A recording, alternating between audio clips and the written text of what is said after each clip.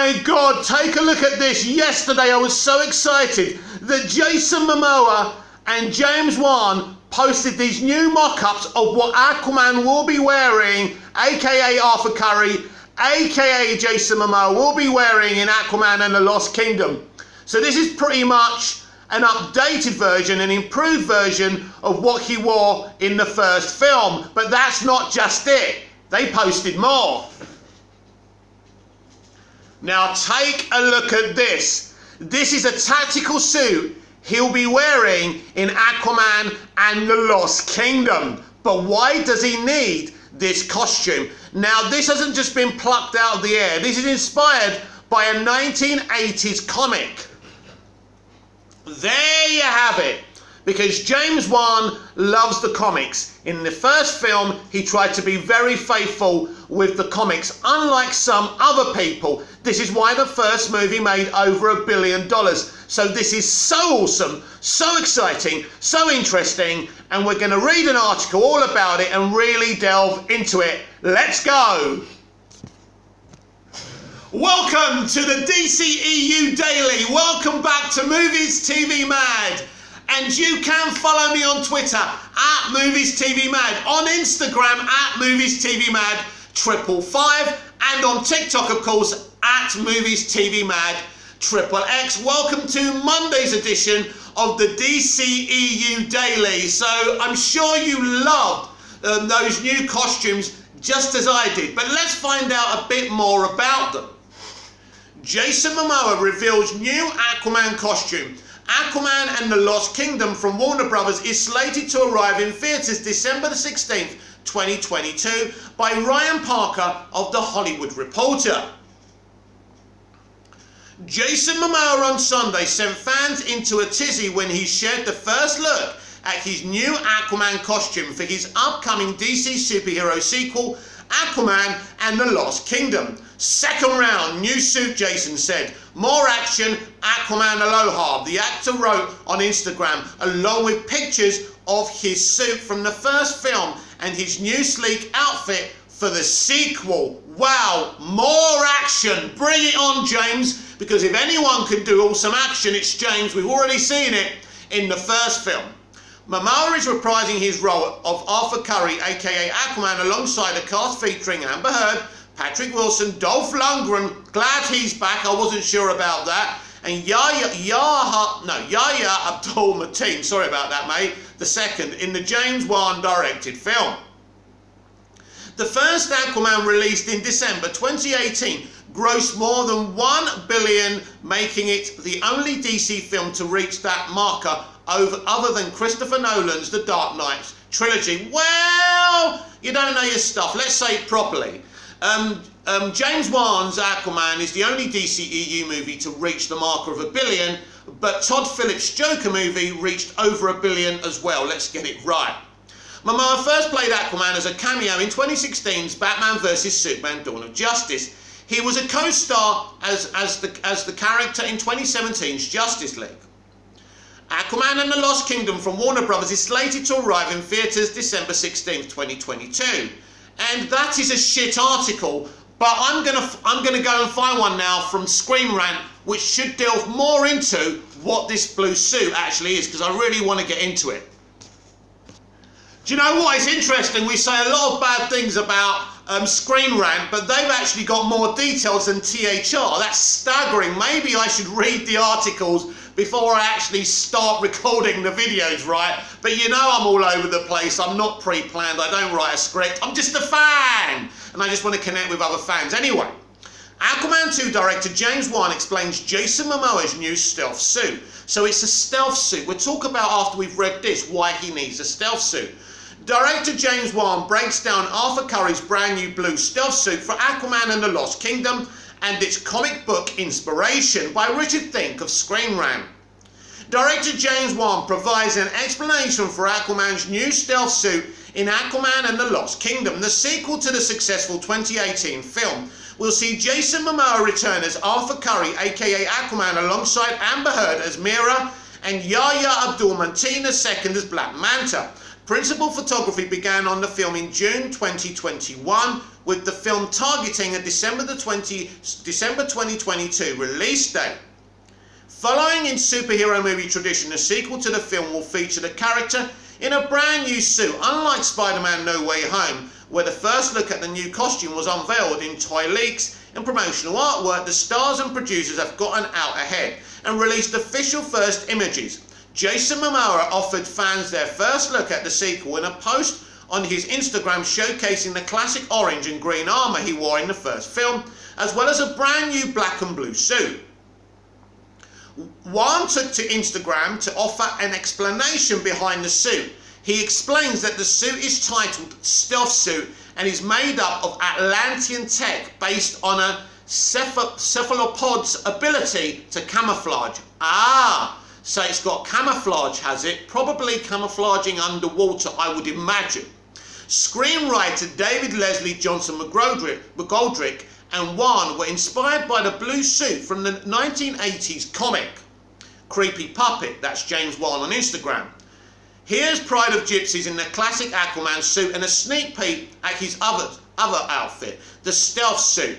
Atlantean tech based on cephalopod's camouflaging ability. David Leslie Johnson and I were inspired by the 1980s blue suit. The blue suit Wan is drawing from was introduced in 1986's 4-issue miniseries by Neil Posner. The costume was dubbed the camouflage suit and meant to blend in with the ocean, similar to the Kingdom Come, inspiring the Golden Eagle armour in Wonder Woman 1984, and Superman's black suit from the comics being adapted into Zack Snyder's Justice League. Aquaman and the Lost Kingdom is delving into the character's rich comic book history to create a new exciting looks while mixing it within the character's cultural background, which is great. The introduction of the blue suit from the comics suggests the film will be exploring more of Aquaman's mythology and history from the comics. The 2018 film drew heavily from the New 52 run on the character, but the sequel could expand from the rich history of the character. The run in the comics that introduced the blue suit also delved more into Atlantean mythology and magic, and could set up the introduction of Aquaman's sidekick, Aqualad. Please do that, we'll discuss it. This could lead to the introduction to either Garth, who uses Atlantean sorcery, or Calador, who is the son of Black Manta. Interesting. Audiences will get their first look at Aquaman and the Lost Kingdom in October at DC Fandom. I can't wait. Which could show off more images from the set, more cast announcements, and even possibly footage of the film. Yes, please. They're now in their 3rd month of shooting, so they're definitely going to have something substantial for us. Right. 2 things. Why does Aquaman need a stealth suit that has camouflage ability? Well, it would look like he needs to hide from something. Now, we know that this film is called The Lost Kingdom. So, obviously, they discover a lost kingdom, or people from a lost kingdom invade Atlantis. Or could the higher surface, or whatever they called it in the first film, the surface, I think they call it, basically Earth, people who don't live in water, maybe they invade Atlantis, right? Or, because it's called Aquaman and the Lost Kingdom, there could be an invasion of, the surface level. So that could be a thing as well. It seems to me, I think, kind of Ulm will kind of help Aquaman in this film. He'll kind of play a low-key role, I think, where 1 minute he's on the hero's side, then he flips to the new villain's side. I think we're definitely going to get new villains. So I love the costume. I do think, even though they're saying it's the same suit, the yellow and green suit from the first film, I think there's been improvements made. Now, James Wan hasn't mentioned that, but by looking at that mock-up, I think that's the case. So, could we have an Aqualad in this movie? I don't know. I think that could be a good idea, and I think because they're interested in spin-offs, and maybe there could be an Aqualad HBO Max spin-off, and that's why they're doing it, because they have spoken about already. And Sonov has said, and everyone has said, by the way, that for every DCEU movie releasing in theatres, there'll be an HBO Max spin-off for it. So that's awesome itself. I was surprised to get these mock-ups yesterday, and you know, James Wan is somewhat unpredictable because he does like to keep things close to his chest, but I like the blue suit, and I love it even more because it's based on this 1986 comic run as well. And so it has got camouflage. He's obviously having to hide from someone, but we still don't know enough about this movie to make any predictions somewhat at all. But I like that. I don't want to know everything about this movie. I'm sick and tired of knowing everything about a movie and seeing 600 trailers. And it's like I've seen the whole movie. I think that was the problem with BVS. We literally saw the whole movie in the trailers. And I think it was the same with Man of Steel as well. Now, that was hyper-level marketing, but ultimately, there's not many surprises in the movie. Was I surprised Superman died at the end of BVS? No. Because once we saw Doomsday in the trailer, it was pretty obvious, right? That's the way. If you got Doomsday, Superman's dying. It's as simple as that. But this film, and these DCEU movies, these 4 DCEU movies they're making, you know, for next year, you know, there's lots of secrets. I'm sure the marketing won't give us everything, and I don't want us to see everything. And you know, by seeing this new costume that has really excited me, it's made me realise that I don't need these propaganda merchants just putting out the hate.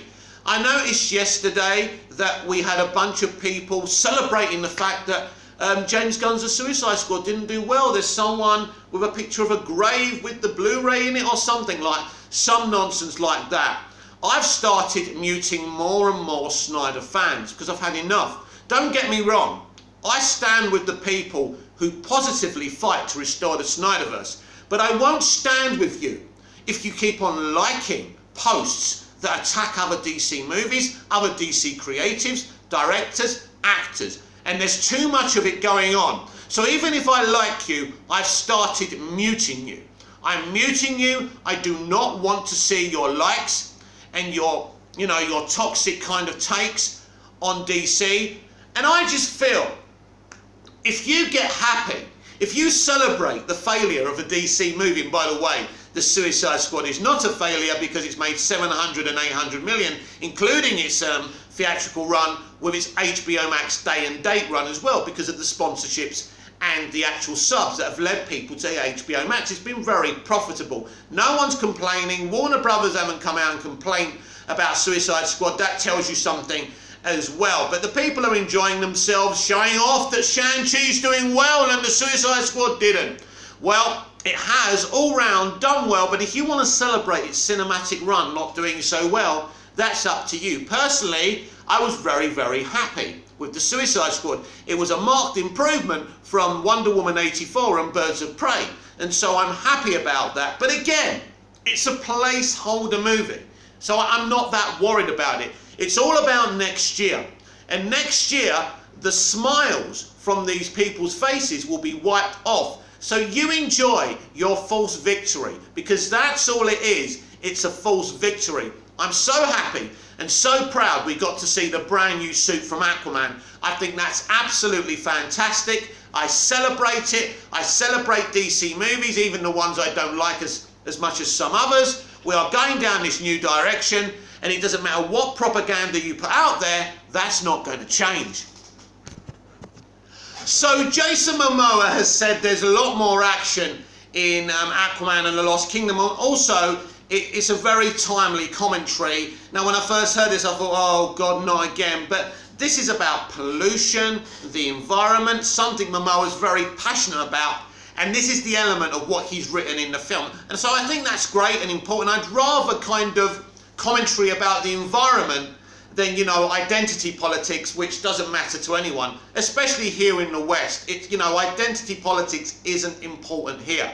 But the pollution commentary, the environment, you know, that's very, very important. And so maybe the Lost Kingdom could be kind of some other far drawn out kingdom that's kind of got a damaged environment because the people there, the people running it who let it dwindle down, and they didn't listen. And maybe that's the message of this film. Now, in the first Aquaman film, there was also kind of commentary to this level when Orm was talking about the surface level dumping all their shit down in the ocean. And I liked that as well. But Aquaman has always had this kind of commentary, even in the comics and the graphic novels. So I think it's very important they do continue that. So a brand new shiny Aquaman movie is coming at the end of next year, but how much will Flashpoint affect this movie? Well, I think this is kind of intriguing because no one's spoken about that. No one's dismissed it. No one said it's happening. It'll be interesting to see if they mention that at DC Fandom on October the 16th. I think, don't expect to see blatantly, oh look where we are now, must have been Flashpoint. No. What you'll see is little nuances, little differences in this Aquaman world, in Atlantis, different kind of, you know, maybe an extra character we didn't see in the first film, or things like that. I think this is quite exciting for one reason, because if you keep your beady eye open in Aquaman and the Lost Kingdom, as I say, you'll see these little differences, and it's pretty cool. But I don't think they'll be that blatant, and you'll have to look out for them. Now, I don't know if Flashpoint will be mentioned in this movie, whether the Flash cameos in this film. Now, we know originally Batman and Superman were supposed to cameo in the first Aquaman movie. That was Snyder's plan. Now, Walter Hamada and James Wan put that to bed pretty quickly because they wanted it a standalone movie because of the problems the rest of the franchise had, so they just wanted to steer clear of that. In fact, the only thing they mentioned is when Mera said that you know, Aquaman helped defeat Steppenwolf, and basically because Aquaman was the first film since Justice League. I mean, it's amazing that film just saved the entire franchise at that point, and it is a sensational movie, and I expect Aquaman and the Lost Kingdom to be awesome as well. It has to be awesome. We've said that before. All these films next year, all these projects on HBO Max must be top draw. There can be no messing about now. You know, the MCU is running away from the DCEU. Shang-Chi a huge success, although you never know what happens next week with the second weekend. Will it hold well, or will it drop off catastrophically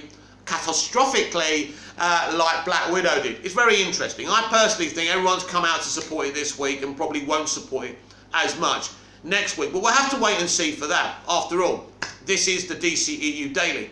I think the best thing is here on forth not to focus on the MCU, not to focus on anything else but these 4 movies and these TV shows on HBO Max next year. We need to focus on that. We need to support them if we want to support DC. If we want this plan to work, there's people out there who don't want this plan to work, and if they want to boycott the films or the TV shows on HBO Max, that's entirely up to them. I can't force anyone to do anything what they want. But I think this is a key moment, because there can be no fixing, there can be no going back if these films fail. If these films fail, there will never be an opportunity to restore the Snyderverse. For those of you who actually believe destroying the Hamadaverse helps the Snyderverse, it doesn't.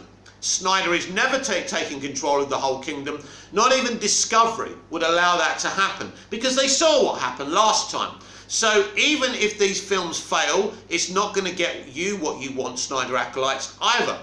So it is to everyone's benefit that this succeeds to give a platform to be able to do other stuff, like restoring the Snyderverse and continuing this multiverse strategy, because that's the only way Restore the Snyderverse works, in this multiverse strategy. And if you've got any intellect, you will understand that. If you won't, you'll go over to Twitter, keep on slaughtering directors and films. I mean, I'm tired of it personally. It's become utterly boring.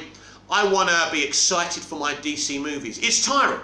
It's tiring to deal with it, to respond to it, and I don't want it on my timelines. I don't want it on my Twitter timeline anymore. We've got so much to enjoy. It's a DC fans. What's happening is a DC fans wet dream. Blue Beetle, Batgirl, Aquaman and the Lost Kingdom, Flashpoint, Black Adam especially. You know, first time in live action. How exciting is that? Played by The Rock as well. And some brilliant characters like the Justice Society of America, Dr. Fate, another wet dream for a DC fan. You know, and I think you do need to be a DC fan to enjoy and look forward to these things. There's some people who are not DC fans, they're just fans of a director who made some DC films, and that's fine. Now, I hear you playing the victims on Twitter all the time. We're DC fans too. You're not really all-round DC fans though. You're only fans of Snyder's work. You're not really fans of any of the comics. You're just fans of this director. I'm a fan of his 3 DC movies, but I love DC all around, and that's the difference. I mean, Nostradamus all those years ago didn't say that Zack Snyder could be the only one to make DC films, right? I fell in love with Superman the movie and I never looked back. Smallville reinvigorated my love for DC and especially Superman, and it's great. So my advice to all of you who may be getting weighed down with Twitter and what's going on there with the Snyder fans, just mute them, get rid of them. Just get rid of them until they're not on your timeline anymore. And every time one of them pops up with their hot takes and their propaganda, just mute them, block them, whatever. Get them out of your timeline. Don't argue with them. These people cannot be argued with, right? It's like arguing with a brick wall. There's no point to it. You know where I stand. I know the mistakes. I've spoken about the mistakes. I've referred back to the mistakes. But now it's time to look forward. You can't go back in time. We can't fix this. We can't go back, you know, and bring Bruce Timm in from the very beginning of the DCEU and fix this thing. All we can do is move forward and hope this works, because it has to. Because if this doesn't work, we don't have a DC live action universe. It's as simple as that. And I hope you will understand this, because I have explained it to you in detail many, many times. If this doesn't work, then they're putting DC to bed for 5 years and rebranding it and starting all over again. And it's a disaster. And all you'll have is the MCU fans screaming in your head, you see, you failed.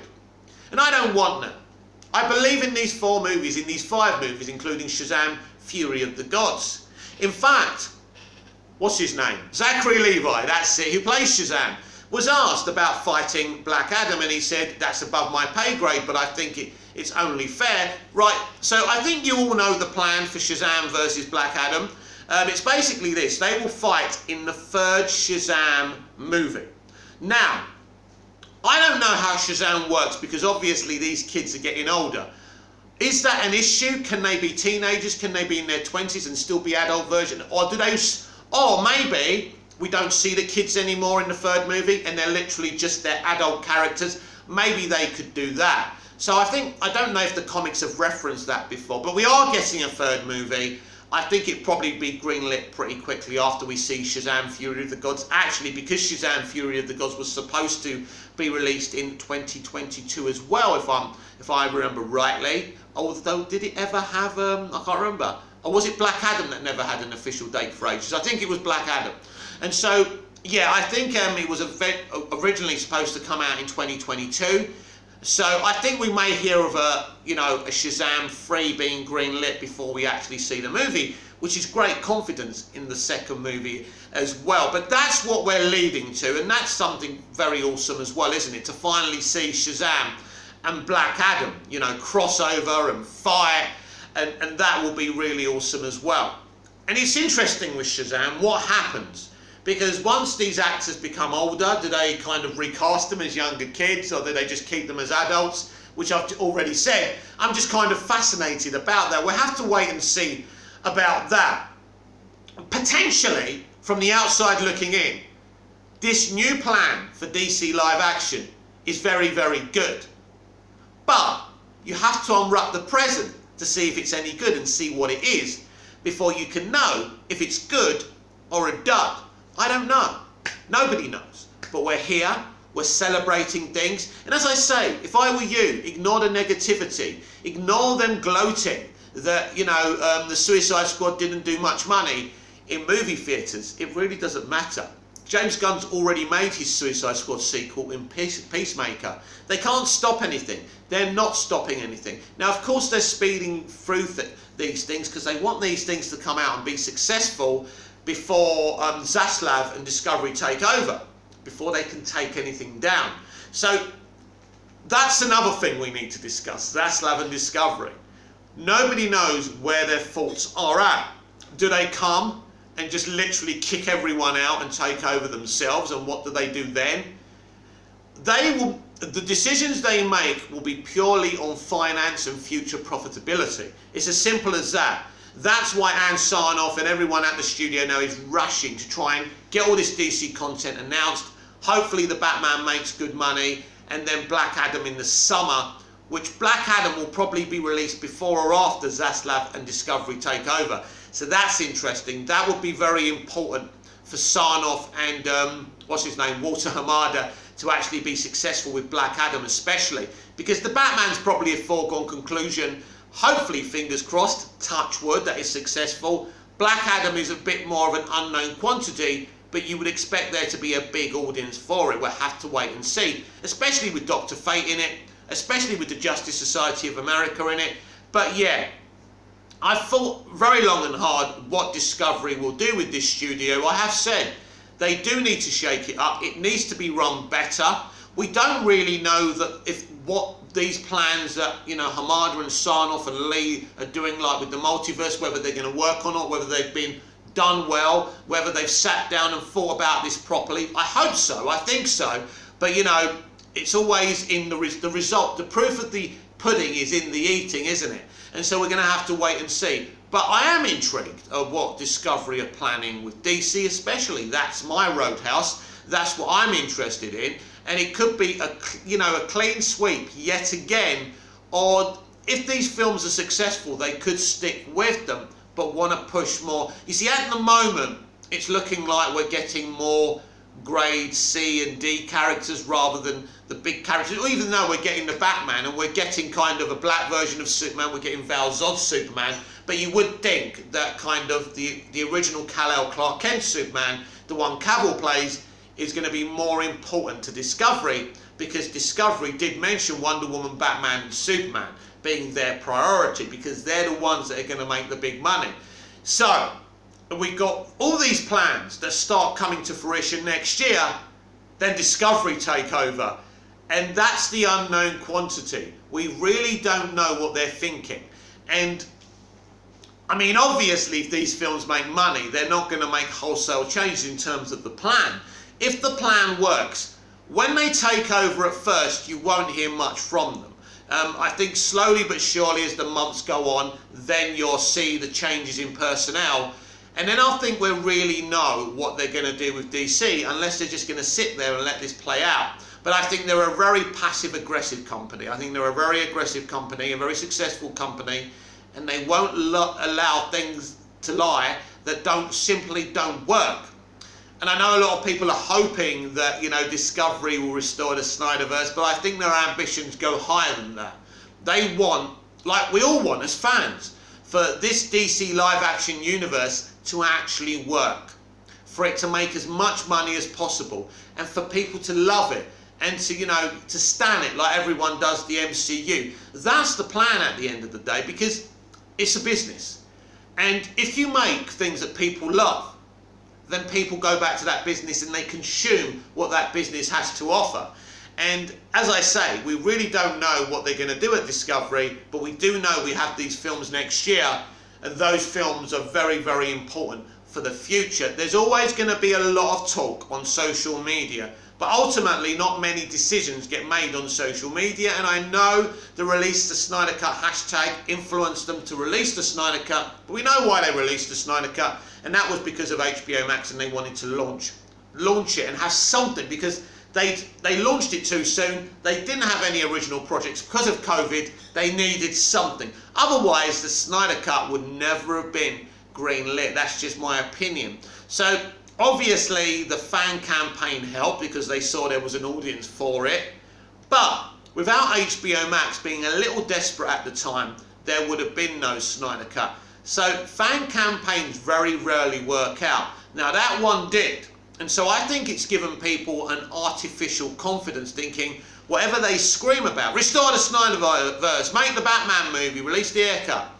Now the Air Cut's interesting because I do think we may get that, may get something at DC Fandom. I could be wrong there, but I think mostly fan campaigns don't work unless it suits the agenda of the studio. And I mean, I'm thinking of as many fan campaigns as possible. They very rarely work. Now, people may kind of point towards the Spider-Man campaign when they heard that Sony was going to take it away from the MCU. But they were just continuing the negotiations, and winding up the public was part of Sony's tactics, and it worked. Disney knew they had to come back. They would have been in trouble. You know, losing Captain America, losing Iron Man, they needed Tom Holland's Spider-Man, and Tom Holland was desperate to remain in the MCU as everybody else. But fan campaigns doesn't mean, I'm not saying don't do the fan campaigns. I'm saying you must be aware that these things are a long shot. And you know, just because the Snyder Cut worked, it doesn't mean you can get whatever you want. And also, if you're asking a studio to give you something, it's probably a good idea not to insult them, like some of you do. Just a piece of advice there. If you're a DC fan, the world is your oyster now. There's something very beautiful and exciting happening next year. No question about that. Now, if you're biased towards the Snyderverse, that's up to you. But this thing is happening, no matter how loud you scream. I know you're frustrated because you feel that the Suicide Squad was a flop, but they're still not stopping this journey, and they're not. Because I've explained to you before, they're just placeholders. There's a big plan. I think it's going to work. I hope it's going to work. And I think it's got a big future. I'm Mick. This has been the DCEU Daily. I'm your host with the most. Just ask your girlfriends and your wives. I will be back on the next DCEU Daily. Comment down below, like, share and subscribe, and I will see you again soon. Until then, goodbye.